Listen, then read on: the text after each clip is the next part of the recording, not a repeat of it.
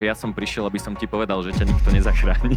Oni keď spravia chybu, tak sme všetci v prdeli. Zistíte, že pretože chcete dostať mesačnú výplatu, tak robíte nejaký úplný nezmysel. Na čo sú nám peniaze, keď si ich nedokážem užiť, že je mi neustále zle, nedokážem fungovať. Fiat mena je experiment za posledných 50 rokov, ale myslíme si, že to tak vlastne vždy bolo. To bola brutálna chyba, ktorá spôsobila epidémiu cukrovky, obezity a tak ďalej. Veľa ľuďom sa tie odpovede nebudú páčiť, keď sa nad tým naozaj zamyslia. Jediná racionálna možnosť je sadnúť do lietadla a odletieť do Uruguaya. Máme tu na oblohe super veľký jadrový fúzny reaktor, ktorý nás dennodenne bombarduje energiou vo forme svetla. Ja mám takú teóriu, že české mitochondrie bez piva nefungujú nejako. Že oni som to počul, ale nemám k tomu štúdiu za čokoľvek vás v živote zaujíma, čokoľvek vás trápi alebo čokoľvek chcete zmeniť, tak v prvom rade. Ja som si uvedomil, že veľa bitcoinerov vlastne rieši rôzne podobné témy aj s ohľadom na zdravie a je to dosť často aj opačne. Možno poznáte niektorí Jacka Cruseho, čo je známy tiež mitochondriak. Aj bitcoiner. Aj bitcoiner a vlastne veľa bitcoinerov rieši karnivor a tak ďalej. A myslím si, že to nie je náhoda, že tá bitcoinová filozofia vedie k podobným záverom aj v iných oblastiach, v životnom štýle, v mobilite po svete a tak ďalej. Tak my sme sa s Jarom rozhodli, že skúsime vám spraviť taký improvizovaný performance, že sa budeme baviť teda o rôznych témach s podobným frameworkom. Tak prvá je energia. Tak čo povieš o energii? Ďakujem za slovo. Úplne súhlasím s tým, čo Juraj teda vravil. Naozaj teraz aj zo skúsenosti vidím, že veľa ľudí, ja to teda vidím tak, že hlavne bitcoinery sa zaujímajú teraz už viacej o zdravie. Pochopiteľne to súvisí so svetlom. Svetlo vplýva na naše mitochondrie a zasa naopak ľudia z tej zdravotnej sféry, ako ja napríklad sám, ktorý sa venujem tomuto dlhodobo, tak bitcoinu som sa dostal v nejakom 2019-2020 aj vďaka Jurajovi. No a je tam strašne veľké prepojenie. Čo sa týka napríklad tejto témy, Bitcoin potrebuje nejakú spotrebu energie, elektrickej energie. Naše telo taktiež nie je len tak, že zo vzduchu žijeme. Potrebujeme nejakým spôsobom zdroj energie. V nás je to taká hlavná baktéria mitochondria, alebo mitochondrie, ktoré potrebujú neustále energiu, vďaka čomu žijeme, dýchame, fungujeme, myslíme. Zhodou náhod obidva tieto systémy, či už Bitcoin alebo mitochondrie, spotrebujú elektrickú energiu, čiže zasa je tam nejaké prepojenie, nejaké connection. A tieto zdroje energie sú aj preto, alebo teda zamýšľať sa nad tým je dôležité aj z toho hľadiska, pretože keď chcem mať svoje financie pod kontrolou, alebo teda mať nejakú finančnú slobodu, finančnú gramotnosť, tak zároveň by som mal chcieť mať aj nejakú zdravotnú slobodu, zdravotnú gramotnosť, pretože na čo sú nám peniaze, keď si ich nedokážem užiť, že je mi neustále zle, nedokážem fungovať. Ale to isté aj pre mňa, že na čom je moje zdravie, keď mám 100% performance alebo 200%, keď musím chodiť proste 8 hodín do práce, ktorá ma nebaví, že nemám žiadnu finančnú slobodu, alebo mám možno aj nejaké peniaze, ale zasa štát mi ich kontroluje, banka mi ich kontroluje, čiže z tohto uhla pohľadu to vnímam ako veľkú prepojenosť. No, ja si myslím, že mne vlastne Bitcoin, ako pri tejto téme väčšina ľudí si myslí, že ideme sa baviť o majnovaní. Áno, majnovanie, energia, zaujímavá téma, ale toto by som tu teraz preskočil. Pre mňa je vlastne zaujímavé to, že Bitcoin ľudí vedie k takému uvedomeniu si, že do čoho investujeme svoju energiu. Že ten fiat svet, ono sa to nezdá, ale vlastne cez fiat meny sa dosť do veľkej miery centrálne plánuje ekonomika a to sa vlastne v tej zložitej štruktúre premení na to, čo jednotliví ľudia robia. Hej, že ak sa zrazu ráno zobudíte a zistíte, že pracujete v nejakom úrade pečiatkovania nejakých dokumentov, tak to sa nestalo náhodou. To ide z tých peňazí, pretože štáty teda si požičiavajú peniaze, čiže produkujú tie fiat meny a z toho vlastne vytvárajú, ten štát bobtná, potom vytvára nejaké incentívy, niečo. Taká hierarchia. hierarchia vytvára incentívy niečo robiť a zrazu vy zistíte, že pretože chcete dostať mesačnú výplatu, tak robíte nejaký úplný nezmysel, čo je možno až vedľajší efekt nejakého centrálneho plánovania. A vy keď sa prepnete na také bitcoinové rozmýšľanie, tak zrazu zistíte, že to, čomu venujete svoju energiu, máte plne pod kontrolou. Že vy vlastne vás nezaujíma centrálna banka, vás zaujímajú vaši zákazníci a ľudia, ktorým máte niečo odovzdať. A pre mňa vlastne, keď sa mi podarilo ako dostať sa z tej hierarchie a akože dokonca som bohužiaľ nejaké aj založil a potom som s ním musel výjsť, tak som zistil, že vlastne môžem s tou energiou viacej pracovať, hej, že veľa ľudí napríklad nemôže z toho ofisu odísť a robiť na daylight computeri outdoor 4 hodiny okolo obeda, aby sa teda nabil tými fotónmi.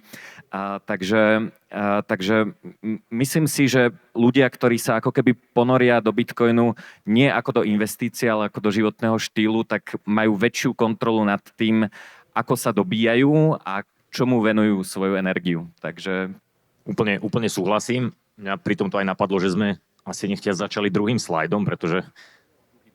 Aha, tak. Pretože to bude na to nadväzovať. To, čo všetko Juraj hovoril, je úplná pravda. Mňa tam napadla taká myšlienka, že často sa to hovorí, že čím viac vieš, tým lepšie sa môžeš rozhodovať. A to vlastne súvisí aj s týmto všetkým.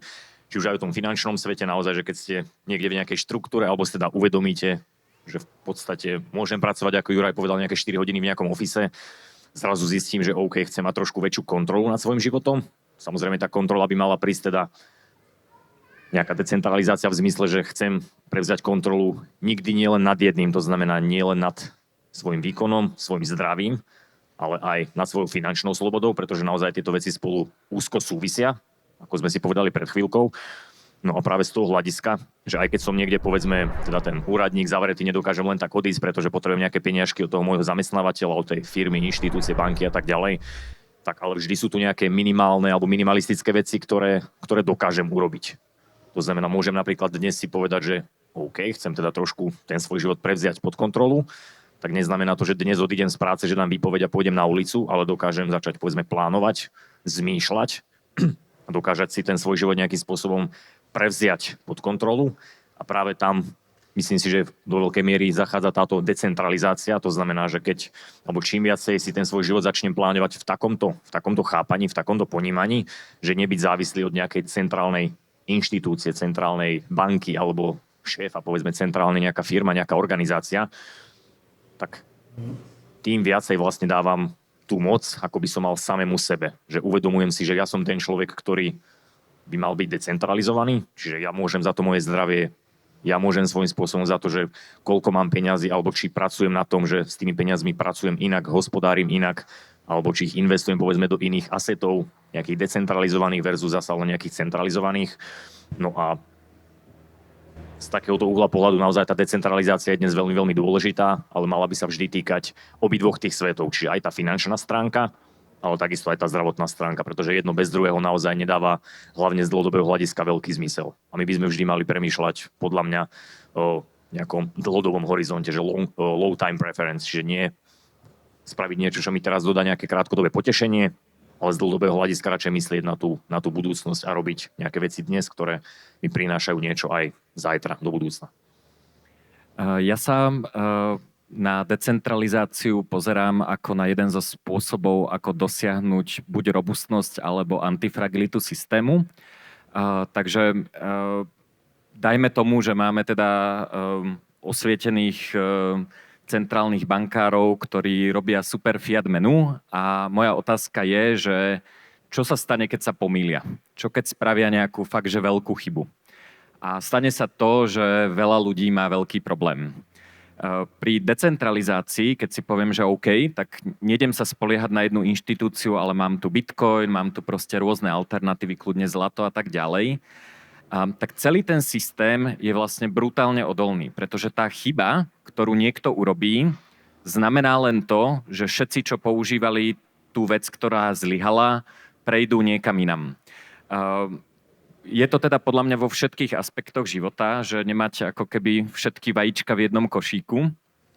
A v zdraví napríklad teraz sa dosť teda rieši pojem decentralizovaná medicína, ale môj obľúbený príklad je tá americká food pyramid, že čo sú tie základné, tie základné živiny, čo by koľko čoho by ľudia mali jesť. A to bola brutálna chyba. Hej? Akože to, že niekto proste predával jogurty z 0% tuku a proste hovoril, že treba proste sa v podstate živiť obilím, tak to bola akože veľká chyba, ktorá spôsobila epidémiu, cukrovky, proste obezity a tak ďalej. Bol to veľký problém. Momentálne ju prerobili, ale... Iba trošku, ale akože je tam nejaký rozdiel a my vlastne toto môžeme decentralizovať. My nemusíme jesť to, čo je na nejakej oficiálnej pyramíde s pečiatkou a máme ako kopec ľudí, ktorí sa na veci pozerajú inak. Hej. Máme tu karnivórov, ktorí proste jedia iba živočíšne veci, máme tu paleo ľudí, vegetariánov a tak ďalej. A môžeme si vybrať a ak ktokoľvek z nich nemá pravdu, tak to nevadí. Proste tí ľudia to zistia, OK, tak som vegán, som takýto tenký, proste nemám žiadny testosterón a spravím si krvný test, vidím, že mám proste všetko červené a potom teda pochopím, hej. Ale tá decentralizácia nám vlastne umožňuje zvládať tie chyby, hej, že vlastne tie chyby menej vadia. Neznamená to, že všetci sú múdri, hej, možno akože aj Bitcoin, možno, ja neviem, hej, možno to nedopadne dobre, ale keď máme možnosti a môžeme si vyberať, tak vlastne zlyhanie jedného toho riešenia znamená, že všetky tie ostatné riešenia preberú tých užívateľov, tých klientov, tých ľudí, ktorí tomu verili a život ide ďalej. Kdežto keby sme mali jednu centrálnu svetovú vládu alebo super múdru Európsku úniu alebo proste centrálnu banku a tak ďalej, tak oni keď spravia chybu, tak sme všetci v prdeli. Našťastie tá centralizácia je väčšinou ilúzia. Že my nemusíme jesť tak, ako je pyramída, my nemusíme chodiť každý deň do toho ofisu, my nemusíme používať eurá, české koruny. Proste vo veľa veciach máme možnosť sa rozhodnúť a len otázka je, že či o tom viete, že sú aj nejaké iné možnosti. Tak dúfam, že viete. Ja by som možno len doplnil, že opäť skvelé myšlienky. A mňa len napadlo, že to je tá krásna vec, že práve tá centralizácia je naozaj, ako by som mal, za mňa taká pohodlná možnosť, čo je možno aj dôvod, prečo veľa ľudí ľahko do toho húpsne, hoci keď sa do toho rodíme dnes väčšina. Pretože keď je niečo centralizované, tak tam je tá obrovská výhoda, že keď sa niečo poserie, tak naozaj ten človek niekde v banke, aha, tak niečo sa stalo, tak natlačme si nové peniaze, je to vyriešené lusknutím prsta. Kdežto tá decentralizácia, keď sa niečo takéto stane, tak môže to mať naozaj nejaké katastrofálne dôsledky. To isté ako v prírode, keď niečo vyhorí nejaký les, zvieratka bohužiaľ zomrú. Ale je tam zase taká tá druhá výhoda tejto stránky, že síce to môže mať dlhodobé následky, ale vždy sa to fixne, ako by som povedal, samo a správne. Lebo povedzme, keď jeden druh živočíchov vyhynie, potom povedzme sa zmení ekosystém, nejaké stromy sa rozvinú, rozšíria, nejaké hmyz tam príde, rastlinky a tak ďalej. A ten život sa presne na to prispôsobí a je nútený si nájsť tú svoju cestu sám. A zvyčajne tá cesta bude tá správna cesta, pretože tie ďalšie by jednoducho nedokázali vzísť. A to isté vlastne aj s finančným systémom, s decentralizáciou, že áno, ten Bitcoin nemusí byť to 100% riešenie navždy, ale momentálne vzhľadom na to, že je nejakým spôsobom tiež decentralizovaný, tak má veľmi krásnu, pozitívnu aj negatívnu spätnú väzbu a práve aj od nás ľudí, ktorí to používame, či viacej alebo menej. A to isté potom aj systém, inštitúcie, ktoré sa povedzme adoptujú alebo neadoptujú. Ja sa smiem, ako si hovoril o tých ekosystémoch, ja vždy keď idem v aute a vidím pole repky olejnej, tak úplne začnem nadávať, že proste čo je to za šialenosť, že monokultúru pestovať, že to je proste úplný prúser. Idem do lesa, všetci sa tešia, aká príroda, ja tam vidím proste v tých pravidelných odstupoch nasadené tie stromčeky, tak moja manželka už trošku z toho už je to trochu lezie na nervy, ale aj v tých ekosystémoch vlastne. A ten rozdiel je taký, že vlastne centralizované riešenie môže mať lepšiu výnosnosť. Ono môže byť lokálne optimálne, ale je veľmi zle odolné. Hej, že stačí, že príde jeden škodca, ktorý vykiluje celú tú repku olejnú a akože celá tá farma je v prdeli, hej. A keď tam mám diverzitu, tak dobre, tak proste niečo napadne zemiaky, tie neprežijú, ale všetko ostatné vlastne funguje. Takže tá diverzita a decentralizácia v ekosystémoch podľa mňa je extrémne dôležitá. No a to nás dostáva do suverenity, pretože keď takto rozmýšľame, tak to znamená, že môžeme zobrať život do svojich rúk. Život myslíme vo všetkých aspektoch, zdravie, peniaze, možno nejaký zmysel života, čo robíme a tak ďalej. A tu by som možno, neviem, kto z vás, možno zdvihnite ruku, poznáte, alebo ste čítali knižku Sovereign Individual, suverénny jedinec. OK, oveľa menej, ako som čakal. To je teda knižka, kde vlastne vysvetľujú v podstate akože na začiatku internetu autori, ako nám tie nové technológie prinesú suverenitu, že čo nám vlastne umožnia. Veľmi pekná časť, ktorá sa mi veľmi páčila, lebo zrovna sadla, popisovali teda, že tí autori, že si myslia, že keď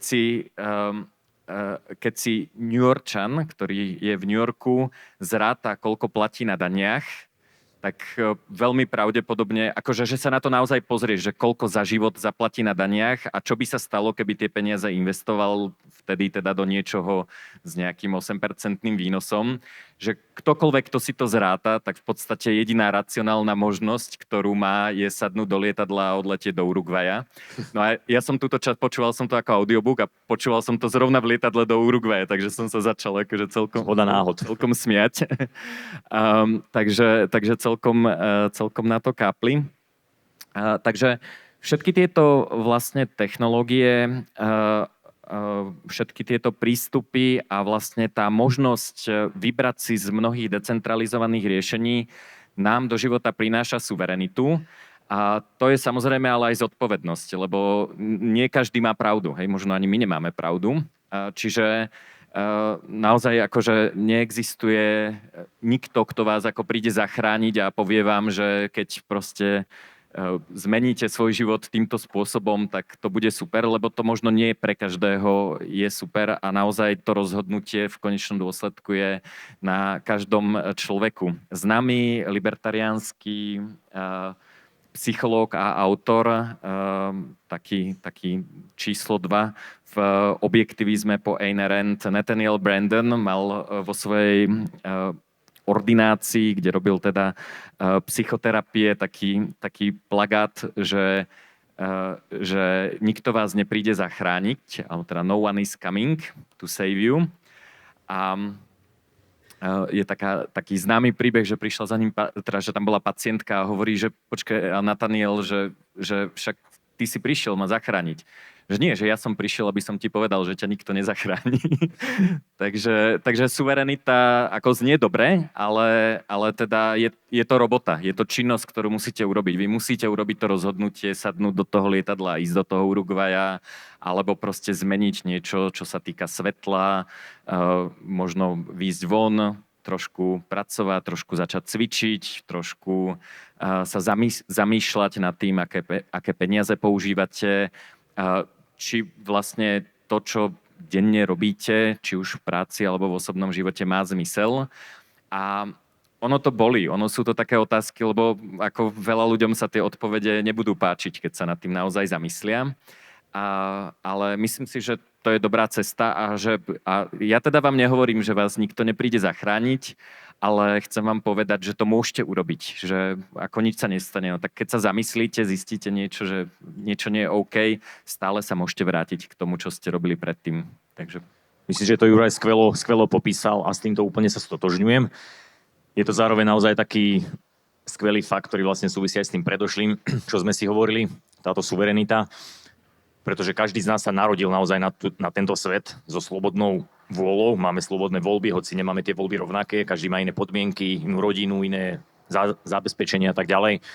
Ale na základe našej slobodnej voľby, ktorú robíme každý deň, každý z nás, nejaké vedomé aj nevedomé rozhodnutia, tak z toho plynú tzv. Dôsledky, a to už je niečo, čo si nevyberiame, ktorým len musíme čeliť, čo môžu byť aj dobré, môžu byť aj samozrejme negatívne. Ale to je práve tá krása na tej suverenite, že my sa rodíme ako suverené bytosti, každý z nás, hoci si to možno neuvedomujeme, ale tam prichádza práve to slovíčko, tá zodpovednosť, pretože ide ruka v ruke so suverenitou.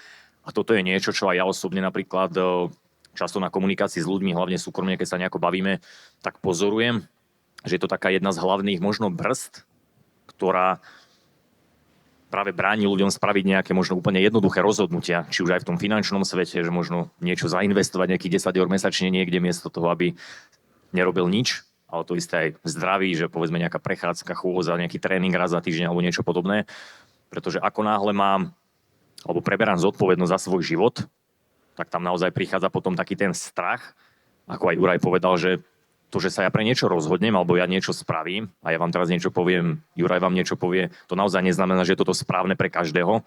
Každý máme mať tú svoju vlastnú hlavu, sami sa niečo naučiť, sami sa potom rozhodnúť, ale práve tam prichádzajú tie dôsledky. Že to, že ja napríklad chápem, že to moje zdravie je ovplyvnené môjim nejakým režimom, cirkadiálnym rytmom, robím nejaké svoje veci, niektoré zasa nechcem robiť, tak to neznamená, že všetko robím na 100% dobre. Áno, naozaj tam môžu byť možno nejaké dôsledky, napríklad spoločenský život, že nebudem alebo nechodím na party rád, pretože v noci radšej spím, tak môže to mať nejaké negatíva. Často napríklad s ľuďmi osobne sa stretávam alebo riešime aj povedzme nejaká že vakcinácia, to je zase téma sama o sebe, alebo povedzme keď niekto, že je proti napríklad teraz nejakej novej vakcíne a druhý človek na ňo oponuje, že OK, ty si sa, ja neviem, nechcel dať teraz zaočkovať, tak keď sa ti niečo stane o 10 rokov, tak teraz nechoď za doktorom. To neznamená, že keď ja mám nejaké jedno rozhodnutie, že teraz celý môj život sa kvôli tomuto rozhodnutiu zrúti. Takže povedzme, ja môžem si zlomiť nohu a ja chcem ísť za doktorom a na tom nie je nič zlé. Alebo môžem mať nejakú chrípku, tak pôjdem normálne za doktorom, spýtam sa ho, že či mi vie predpísať nejaký liek na kašel alebo niečo podobné. Tiež to teraz neznamená, že som nejaký pokrytec alebo niečo takéto, len to znamená, že som urobil moje rozhodnutie, že povedzme, nechcel som sa dať teraz vakcinovať, alebo nechcem napríklad investovať do fiatu, že radšej povedzme kúpim mesačne nejakú časť v bitcoine. Ale keď sa niečo stane, tak stále viem použiť aj ten fiat, stále viem spraviť aj nejaké iné kroky. Ale to je práve o tej suverenite, že ako náhle sa rozhodnem pre toto, ako som sa narodil, tak s tým ide ruka v ruke zodpovednosť. A práve tá zodpovednosť prináša ako aj pozitívnu stránku, tak vždy prináša aj nejakú negatívnu, alebo teda aj nejaké rizika. Ale práve to je na tomto krásne, že vždy je tam ten feedback loop, čiže nejaká pozitívna, nejaká negatívna slúčka, niečo sa stane, na niečom sa popálim, tak sa mám na tom poučiť. Chyby sú na to, aby sme sa učili. To isté v našom zdraví, to isté možno aj v tom finančnom svete. A toto si myslím, že krásne nadväzuje rovno aj na ďalší slajd. Tradícia. Pretože keď sa práve aj to, čo sme sa teda teraz rozprávali, suverenita, zodpovednosť, centralizácia, naozaj, že nejaká inštitúcia niečo povie, niečo spraví, dôjdu peniaze, ako teraz to bolo, tak sa natlačia nové miliardy nekrytých peňazí. Bolo to vyriešené lusknutím prsta, hoci samozrejme sú tam nejaké dôsledky, ktorým postupne čelíme. Tak stačí, keď sa naozaj zamyslíme aj nad nejakou tradíciou, že čo sme robili v minulosti, ako ľudstvo fungovalo v minulosti, ako povedzme aj finančný svet fungoval v minulosti, nejaké klasické kryté, povedzme zlato, vtedy sa ešte netlačili peniaze, že práve tam krásne môžeme vidieť, že tá suverenita tam bola, alebo teda aspoň do veľkej miery tam bola. A práve s tým prichádzala aj tá zodpovednosť, že keď sa naozaj niečo stalo, tak tí ľudia to museli čeliť, museli to potom nejakým spôsobom napraviť, alebo sa snažili o tú nápravu. Ale práve tam často vidíme, že tie nejaké najbežnejšie národy, alebo nejaké tie spoločenstva, kultúry, tak vždy mali nejaké svoje veci, ktoré pre nich boli prirodzené, a to či už v tom zdravotnej stránke, že povedzme nejaké kultúry, nejaké severské kultúry jedávali zvyčajne živočíšnu potravu a neriešili naozaj, že teraz čo si o mne pomyslí nejaký, ja neviem, doktor, že mám vysoký cholesterol, pretože jem stále losie mäso alebo nejakého soba, ktorého ulovím. A potom boli zasa nejaké, povedzme, africké národy, ktoré jedli viacej obilnín, pretože u nich boli prirodzené, tak tiež neriešili, že či teraz som viacej vegetarián alebo nie som vegetarián. Rozumeli nejakým spôsobom sami, že majú tú svoju zodpovednosť. Keď si neulovia to jedlo, nenatrhajú, tak proste budú hladní, že čelili nejakým dôsledkom, nejaká tá zodpovednosť, nejaká tá suverenita. A myslím si, že práve v týchto bežných veciach, keď sa pozrieme trošku do minulosti, ale naozaj bavíme sa možno 100-200 rokov. Napadla ma napríklad knižka Weston Price, určite väčšina ľudí pozná, ktorý sa o túto stránku výživy zaoberá, ohľadom nutrície, kde vlastne skúmali tých pôvodných ľudí, ktorí ešte neboli ovplyvnení modernou medicínou, nemali vtedy žiadne supermarkety, Coca-Cola, Fanta, polotovary a tak ďalej. Tak naozaj tí ľudia, keď ich pozerali, že rôzne kultúry, títo jedli veľa tuku, títo nejedli žiadny tuk, títo jedli ovocie, títo jedli zeleninu, títo nejedli vôbec zeleninu, tak všetci boli v podstate zdraví, mali krásny chrup, nemali pokazané zuby, nemali kardiovaskulárne problémy. Ale bolo to práve preto, pretože v podstate žili v nejakej tradícii s tým ich lokálnym prostredím, zasa s tou nejakou pozitívnou aj negatívnou spätnou väzbou, že keby povedzme zabili všetky, bizónov, tak tí bizóny by vyhubili sa a už by nemali čo jesť. Takže vždy tam bola nejaká prirodzená cesta, nejaký prirodzený feedback. Ja keď sa s ľuďmi bavím o Bitcoine, tak vlastne veľmi často povedia, že to je vlastne taký akože super novodobý experiment. A na to vždy odpovedám, že nie, že je to opačne, že fiat mena je experiment za posledných 50 rokov. A pretože vlastne ako 50 rokov, možno trošku dlhšie, závisí od toho, ako sa na to pozeráte, ale teda ak to rátate od Nixon šoku a od vlastne zrušenia väzby amerického dolára na zlato a vlastne vytvorenie toho moderného na dolári založeného fiat sveta, tak to je experiment, ktorý my žijeme. Že predtým fičali tvrdé peniaze, fičalo zlato, striebro a boli nejaké experimenty s fiat menami v Číne hlavne a tak ďalej. Ale vlastne akože tradičné peniaze sú tvrdé peniaze a my žijeme fiatový experiment, ale myslíme si, že to tak vlastne vždy bolo. A ten Bitcoin vlastne je do istej miery vlastne návrat naspäť k tradícii. A ja si myslím, že to je dobré, ako pri zdraví je to podľa mňa extrémne dobré pozrieť sa, že kam naše telá doviedla evolúcia. Hej, že či sme naozaj sedeli 8 hodín denne pod neónkou, a teda sú obidve slova, že či sme sedeli a či sme boli pod neónkou, alebo či sme proste behali vonku po slnku a aký sme mali stres, že či nás naozaj každých 10 sekúnd išiel zožrať tiger, alebo proste momentálne máme notifikácie, ktoré nás spamujú. Ja osobne som teda moju cestu k nejakému možno detailnejšiemu pohľadu a snahe riešiť zdravie dospel teda samozrejme vekom, hej, že podľa mňa mladé telo zvládne všetko, to je jedno, že či je na party do 4 ráno a čo je, ale keď už človek je starší, tak samozrejme to začne riešiť. A vlastne moja prvá cesta bola cez paleostravovanie, to znamená pozrieť sa, že čo jedol pračlovek a možno aj pochopiť, že prečo, ale skôr sa na to pozrieť opačne, že keď robím niečo, čo tí praľudia, alebo jem niečo, v tomto prípade, keď sa bavíme o strave, keď jem niečo, čo by pračlovek nezjedol, alebo to ani nemal k dispozícii, tak na to potrebujem trošku ako viac presviečania, že je bezpečné to zjesť.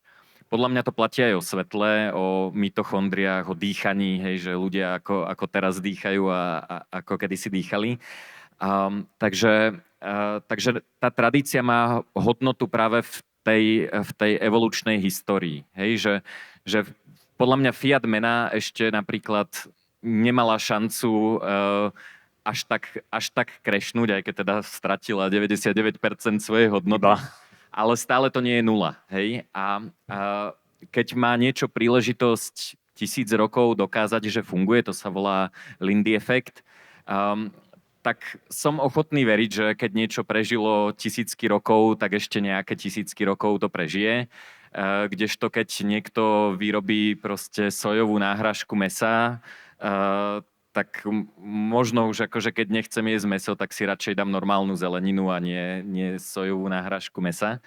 Takže tá tradícia nám dáva nejakú informáciu. Nie je to len akože také, že musíme si uctiť predkov a tak ďalej, ale vyslovene akože ten algoritmus, vďaka ktorému sme sa stali tým, kým sme, teda nejaký teda prírodný výber a evolúcia vlastne ako keby selektujú na veci, ktoré ľudia robili dlhodobo. Neznamená to, že sú automaticky dobré, akože je veľa vecí, ktoré by som nerobil, napríklad ako by som úplne neviedal muchotrávky, čo teda bežne ľudia robili, aj keď už so mnou veľa ľudí nesúhlasí v tomto, ale treba sa na to pozerať kriticky, ale akože defaultné rozhodnutie, že čo som ochotný robiť a čo nie, tak keď je to akože mimo toho, čo ľudia robili, tak chcem ako trošku viac dôkazov. No ale tým sa dostávame k technológii, že teda Bitcoin nie je zlato. Čiže my máme nejaké technológie, máme nejaké nové veci, ktoré môžu byť fajn. Máme tu na oblohe, teraz ho až tak nevidno, super veľký jadrový fúzny reaktor, ktorý nás dennodenne bombarduje energiou vo forme svetla. Čiže to je teda ako technológia, ktorú máme zadarmo a je súčasťou tradície, ale možno to naozaj nemôžeme. Možno proste, ja neviem, lekár na operačnej sále ako nemôže čilovať 8 hodín denne vonku a proste zobudiť sa s prvým zábleskom svetla, ako to odporúča Jaro. A preto máte na stánku možnosť sa pozrieť, porozprávať o paneloch, ktoré sú technológia, ktorá prináša ako keby niečo, čo tí tradiční ľudia nemali. Takže v Bitcoine je to veľmi podobné, že Bitcoin je tvrdá mena, ale nie je to zlato, lebo my chceme, aby sa to dalo poslať cez internet. Poskytuje to globálnu likviditu, my sa môžeme kdekoľvek zmaterializovať na svete, hej, že vezmem si to lietadlo do toho Uruguaya a ja si tam môžem kúpiť dom bez toho, alebo auto, alebo hotel bez toho, aby som vlastne riešil, že ako prenesiem tie svoje peniaze, lebo oni tam už sú, hej. Bitcoin, neviem, či ste videli takéto známe videjko Kamaly Harris, ako vysvetľuje, že naše dáta sú tam hore v oblakoch, v cloude. Tak Bitcoin je v cloude, on ako nie je reálne v mojej peňaženke alebo niekde, on je všade, len ja k nemu viem pristupovať odkiaľkoľvek. Takže dôvod, prečo často ľudia niekedy odsudzujú Bitcoin, že si myslia, že však to je vymyslené, veď tu keď mám 100 eurovku, to je fyzická 100 eurovka, ale v podstate není tiež fyzická, takže všetko je vymyslené. Či žijeme v simulácii, sa asi teraz nedohodneme, ale no, čiže tým chcem povedať to, že tie tradičné veci majú za sebou evolúciu, neznamená, že nemôžeme vymyslieť niečo nové, že nemôžeme, lebo aj samozrejme čelíme unikátnym problémom, ktorým sme vtedy nečelili, hej, že môj kamarát Vlado Zlatoš vyrába stoličku Nesedá, ktorá OK, tak keď naozaj musíme 8 hodín denne byť za kompom, tak sa pozrime na to, že či nevieme tú úplne tradičnú stoličku, čo je objekt, ktorý existuje tisícky rokov, či ju nevieme vymyslieť nejako lepšie, aby sa na nej dalo klačať, alebo neviem čo všetky. To je práve to, že treba vždy premýšľať nad všetkým, aj nad zdravím. V prvom rade vlastnou hlavou, pretože čím viac viem, tým lepšie sa viem rozhodovať. Keď mi niekto niečo povie, don't trust, verify, a to by malo platiť naozaj vo všetkom, a to isté aj v tomto, skrátke, keďže dochádza čas, nikdy by nič ste nemali brať čierno-bielo. To v podstate aj v prírode, síce je svetlo, tma, ale medzi tým je viac ako 50 odtienov sivej, a to platí naozaj úplne pri všetkom, že to isté, že technológia, a ja to vždy hovorím, že je do veľkej miery tiež, nie že zlá, ale teda je to nejaké negatívum, ale to, že tu niečo máme, tak teraz sa neodsťahujem do jaskyne, nebudem žiť ako pračolek, lebo by som to asi už ani nezvládol. Vždy sa dá so všetkým nejakým spôsobom pracovať, ale vždy to vychádza z toho, že ako v prvom rade nad tým ja premýšľam, či si uvedomujem, že keď niečo, mám nejaký fiat, mám 100 eurovú bankovku, tak viem ju použiť na dobrú vec, viem si s ňou povedzme niečo zainvestovať do bitcoinu, alebo viem si s ňou kúpiť nejakú kávu, pretože nemám v meste kaviareň, ktorá berie bitcoiny, a to isté aj s XY ďalšími veciami, a to isté aj s technológiou. Je veľa negatívum, alebo negatív, ale práve, že mladí ľudia, hlavne mladí ľudia, ale aj celkovo nad tým nepremýšľajú. Buď nechcú, alebo už ten mozog až tak nepracuje, aj vďaka sociálnym sieťam všetko je dnes rýchle. A to je niečo, čo by ste si mali zapamätať podľa mňa úplne pri všetkom. Že čokoľvek vás v živote zaujíma, čokoľvek vás trápi, alebo čokoľvek chcete zmeniť, či už vaše zdravie, ako aj s tou stoličkou Nesedá, vaše financie, tak v prvom rade použite toto, sami si niečo overte, sami si naštudujte, sami sa do toho trošku pohlbte a potom dokážete robiť kvalifikovanejšie rozhodnutia a vždy sa dá so všetkým minimálne pracovať, minimálne niečo s tým spraviť. Poďme na skúsenosť. Tak prečo berieš Bitcoin v e-shope? Akú máš skúsenosť s Bitcoinom? Skvelá otázka. Čo ma na tom neteší, že málo ľudí ním platí zatiaľ v e-shope, ale začínajú. A aj napríklad Juraj bol jeden z ľudí, ktorí ma k tomu primeli.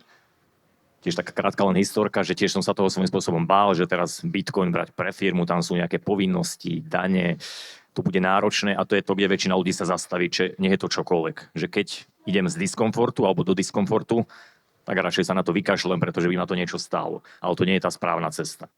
Pochopil som napríklad aj vďaka krátkemu videu, ktoré si mi vtedy poslal, že za 7 minút som zistil, že aha, však to sa dá spraviť takto, nejaký Excel, túto účtovníčka vybavené. A potom teda, ako to vieme dať na e-shop a zrazu to fungovalo, prišla nejaká objednávka a zistil som, že dokážem podporiť systém, ktorému verím, dokážem tak aj prijať peniaze, keby chcem, tak si dokážem za ne aj niečo kúpiť, napríklad túto na konferencii a dá sa to samozrejme potom aplikovať na ďalšie veci. To sa napríklad Juraja spýtam, že prečo, alebo čo ťa primelo, povedzme, uvedomeniu sú, že aj svetlo má nejakú, povedzme, životnú úlohu, alebo že prečo je dôležité, možno na tvoje zdravie, možno aj na výkonnosť, prípadne aj na niečo ďalšie.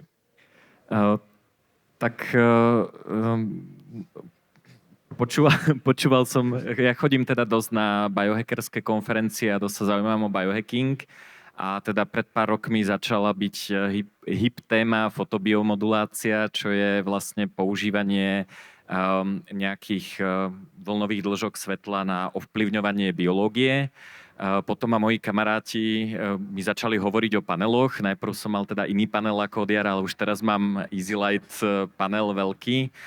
A zistujem, že to má akože veľmi intenzívny efekt a tým pádom som si začal uvedomovať viac aj to, že ako na mňa vplýva to svetlo. Minule sa mi stala taká nepekná vec, že v mojej obľúbenej saune už bolo plno, tak som musel ísť do sauny, ktorá je v shopping centre, čo normálne nerobím, že vstúpiť do shopping centra, keď si môžem všetko objednať online.